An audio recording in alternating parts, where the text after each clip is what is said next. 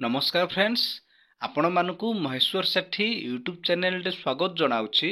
देखंतु आज आमे एई वीडियो माध्यम रे 8th पे कमिशन विषय रे आलोचना करिबा। आपणक पाखरे मोर गोटे रिक्वेस्ट कि आपण माने वीडियो टिकु लास्ट पर्यंत देखंतु, कारण वीडियो टिकु लास्ट पर्यंत देखिबा द्वारा आपण माने संपूर्ण रूपे बुझी पारिबे।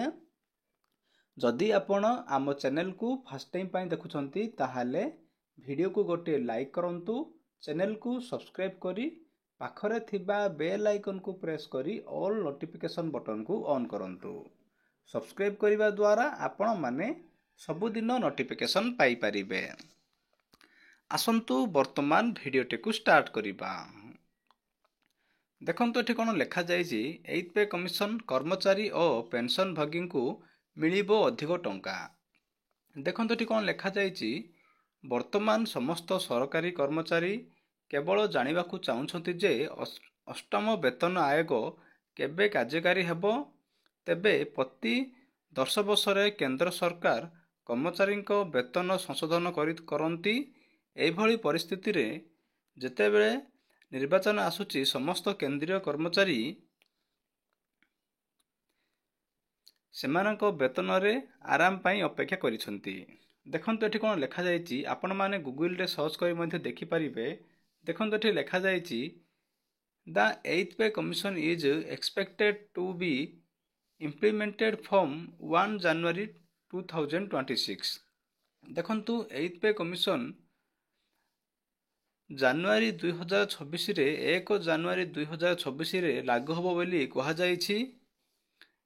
ए number of employees are waiting for this payment commission, the exact 8th पे commission date in 2026। देखंतु एबे हमर 2026 confirm by officially। देखंतु हमर 1 जनवरी 2026 रे 8th पे कमिशन लागू होबो बोली कहा जायछि। आपण माने वेट करथांतु, खूब शीघ्र आपनकर 8th पे कमिशन लागू होबो। आपण माने टेंशन नियंतु नै। देखंतु एठी कोन लेखा जायछि, expected 8th pay commission minimum basic salary. देखंतु आपनकर एटा होछि आपनकर पे मेट्रिक लेवल, एटा आपनकर बेसिक सैलरी ऑफ 8th पे। सेमिति एठी लेखा जायछि expected basic salary of 8th pay. देखंतु आपनकर देखंतु लेवल 1 देखंतु आपनकर लेवल 1 रे देखंतु 7th पे कमिशन रे आपण मानकू 18,000 टंका मिलुची। जदि आपनकर 8th पे कमिशन लागू होबो ताहाले एक्सपेक्टेड आपनकू 21,600 मिलिबो। सेमिति देखंतु आपनकर वर्तमान 7th पे कमिशन रे 19,900 मिलुची।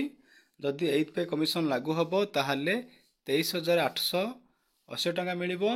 सेमिति देखंतु लेवल 3 रे आपनकर वर्तमान 7th पे रे 21,700 मिलुची। 8th पे कमिशन लागू हेले 26,040 टंका मिलिबो। सेमिति आपनकर लेवल 4 रे 7th पे कमिशन रे आपनको 25,500 मिलुची। जदि 8th पे कमिशन लागू होबो ताहाले 30,600 टंका मिलिबो। देखंतु ए सब एक्सपेक्टेड, खूब शीघ्र आपण मानकर 8th पे कमिशन लागू होबो। आपण मान वेट करथांतु। देखंतु कोहा जायछि जे 1 जनवरी 2026 रे 8th पे कमिशन लागू होबो। वेट करंतु, आपण मानक पई खुशी खबर आसिले मु आपण मानकू इन्फॉर्मेशन देबी। जदि आपण मानकू एई वीडियोटी भलो लागिछि ताहाले वीडियोटी को निज संग मानकू शेयर करंतु, कारण वीडियोटी को शेयर करिबा द्वारा सेमाने मध्य जानि पारिबे, सेमानकर मध्य हेल्प होबो। वीडियोटी को देखिथिबारु आपण मानकू बहुत बहुत धन्यवाद। Thank you.